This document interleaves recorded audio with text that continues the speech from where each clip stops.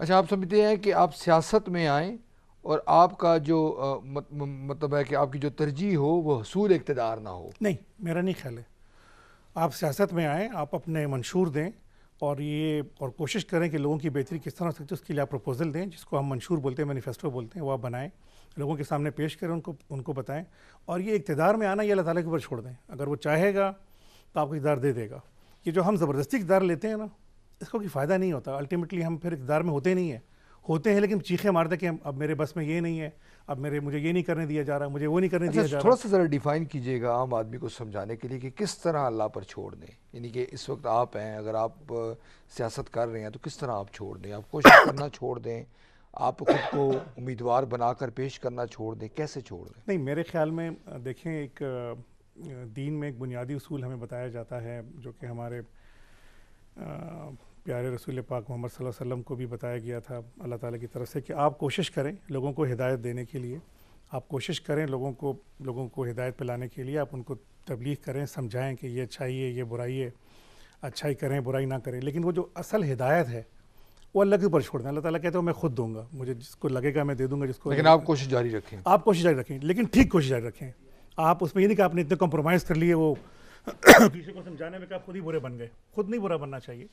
इसलिए मेरे ख्याल में हमें अपने जो हमारी पार्टी मैनिफेस्टोज होती हैं, यानी आप पीपल्स पार्टी का मैनिफेस्टो उठा के देख लें, बड़ा ज़बरदस्त, रोटी कपड़ा वो तो मकान। सभी का होगा, नहीं, सभी सारी का था। सियासी जमातें। नहीं, सभी का है, लेकिन आप देखें कि जब भुट्टो साहब ने उस पर अमल करना शुरू किया, शुरू में तो उनको कितनी पजीराई मिली, वो कहाँ पहुँच गए।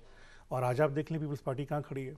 क्योंकि जब भी आप अपने मैनिफेस्टो से हटेंगे, अब इन सब पार्टियों में ऐसे बहुत अच्छे लोग हैं जो बार बार ये कहते हैं कि जी हमें अपने मैनिफेस्टो पे काम करना चाहिए, लेकिन वो गवर्नमेंट में आके फिर कुछ और करना कहाँ शुरू तक कर देते दुरुस्त है हैं। ये बात कि आज सियासत कारोबार है, आप 4 करोड़ रुपए लगाएं, आप 8 करोड़ रुपए कमा लें, आप 20 करोड़ रुपए कमा लें, आप चंद दहाइयों कबल जो है वो शायद आपके पास कोई गाड़ी भी ना हो, किराए का मकान हो, मगर जी हाँ। चंद दहाइयों में आप अरब खरबपति बन जाएं, ना सिर्फ मुल्क के अंदर बैरून मुल्क आपकी जायदादें हों। हमारे मुल्क में बहुत ज़्यादा बदकिस्मती से, और अल्लाह करे कि ये बहुत जल्दी चेंज हो जाए, ये जो स्कोर है, ये जो आप बात कर रहे हैं कि जी सियासत कारोबार बन चुका है, मेरे ख्याल में इट हैज़ रीच्ड 95%। वो भी अगर मैं कोशिश कर रहा हूँ कि 5% अब ऐसा रह, क्योंकि देखिए जो अच्छे सियासतदान हैं उनकी या तो कोई सुनता नहीं है, और यह बेचारे खामोश रहते हैं। वो ना मीडिया पे इतना आते हैं, ना मीडिया पे उनको इतना चांस दिया जाता है, ना अपनी पार्टियाँ उनकी सुनती हैं। तो वो बेचारे बड़े डिस्करेज होकर पीछे बैठे होते हैं कि अब ये, और देखते हैं बेचारे बड़ा फील करते हैं कि ये क्या हो रहा है हमारे मुल्क के साथ।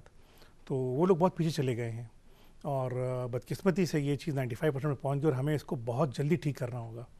हमारे सियासतदानों को भी ठीक करना होगा।